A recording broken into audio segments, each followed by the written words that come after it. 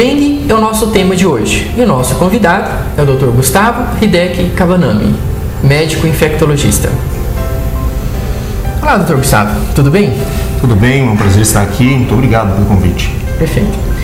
Dr. Gustavo, a dengue é uma doença muito antiga, mas ainda na moda em termos de Brasil.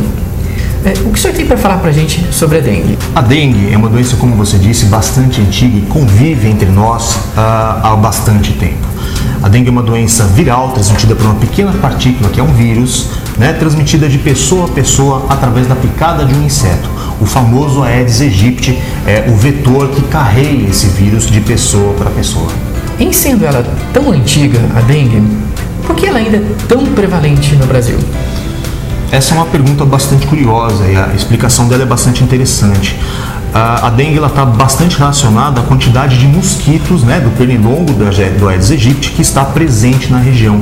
Então nós entendemos que conforme foi acontecendo a urbanização, que foi a caminhada do homem explorando e abrindo novas divisas, caminhando em direção às áreas silvestres, ele foi incorporando ao interior da cidade esse pernilongo. E por ser esse o pernilongo que leva a doença de pessoa para pessoa, a gente conseguiu perceber que quanto mais o homem caminha em direção a essa mata, maior a quantidade de pernilongos circulantes e, por consequência, maior a transmissão da doença entre os habitantes daquela região. E sobre a classificação da dengue? A dengue hemorrágica. Desde o começo do estudo da dengue foram propostas várias classificações para que nos orientássemos quanto à gravidade da doença. Hoje nós classificamos principalmente em duas situações principais: o dengue clássico e a febre hemorrágica da dengue, que nada mais é do que a própria dengue com manifestações de gravidade, com sinais de que essa doença vai evoluir com uma gravidade maior. A dengue clássica é conhecida pela presença da febre, do exantema, que seria uma mancha avermelhada sobre a superfície da pele, da famosa cefaleia retroorbitária. O que é isso? É a dor de cabeça que acontece na região posterior dos olhos, que é de fortíssima intensidade. Isso normalmente vem acompanhado também de dores musculares e dor nas articulações, principalmente grandes articulações, cotovelos, joelhos principalmente. Quando nós comparamos isso à dengue hemorrágica, nós temos que saber que na dengue hemorrágica passam a acontecer manifestações de hemorragia, ou seja, um descontrole da coagulação. O paciente passa a ter sangramentos na gengiva, sangramentos intestinais, sangramentos na pele que se manifestam com a presença de manchas arroxeadas sobre a pele. E esse é um dos sinais da gravidade da doença. Na presença desses sinais é necessário procurar atendimento médico. Dr. Gustavo, nem sempre a primeira infecção pela dengue causa a febre hemorrágica, A sua pergunta é super importante, Neymar. A primeira infecção pelo vírus da dengue raramente é hemorrágica. Dentro dos vírus da dengue existem vários subtipos, nós classificamos como sorotipos do vírus da dengue. A primeira infecção acontece, normalmente pode ser tanto do dengue clássico, que foi aquele quadro que eu descrevi, como do dengue oligossintomático, que passa basicamente como um resfriado comum ou uma gripe bem fraquinha. Uma febre comum também. Exatamente.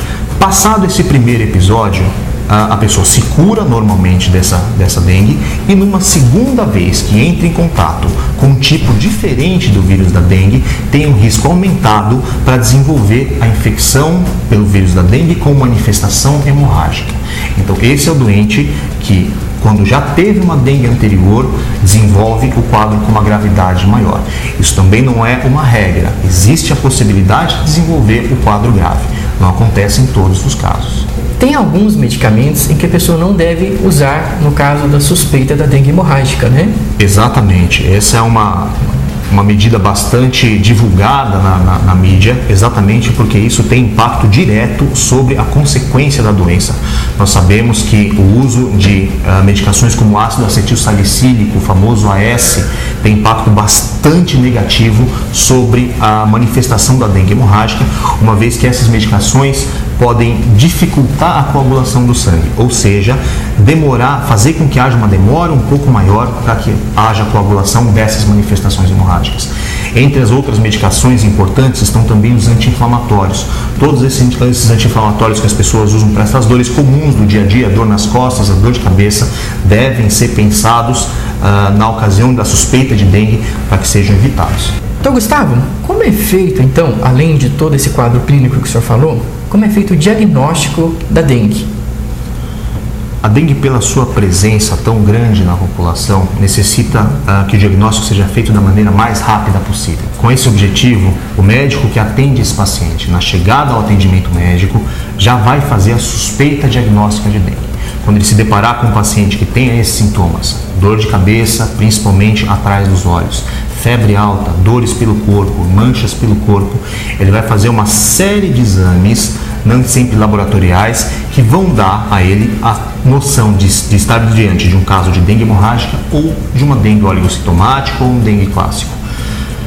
A presença desses sintomas já vai dar ao médico a suspeita de dengue. Com isso, ele vai evitar essas medicações que não podem ser dadas a esse paciente e vai orientar o correto tratamento da dengue.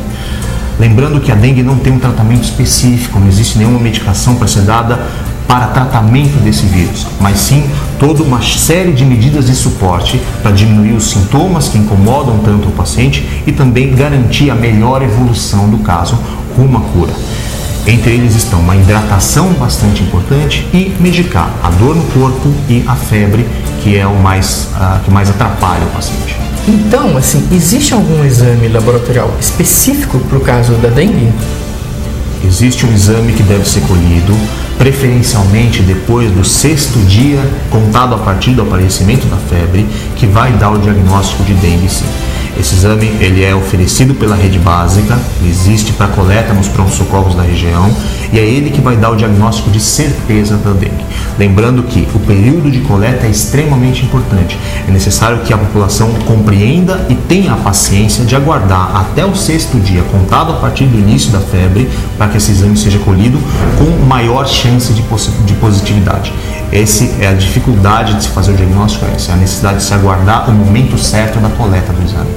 Bom, uma coisa que a gente observa é que, na verdade, assim, a dengue ela depende muito mais da iniciativa da própria população do que uma iniciativa governamental, né? Eu acho que se cada um cuidasse com higiene ou evitar acúmulo de água parada, já seria o suficiente, sem precisar contar muito com a ajuda governamental, né? Quando nós tratamos de como evitar uma epidemia da dengue, isso vem sendo amplamente divulgado por toda a mídia em geral, através também das campanhas do Ministério e das secretarias de saúde, seja ela estadual ou municipal.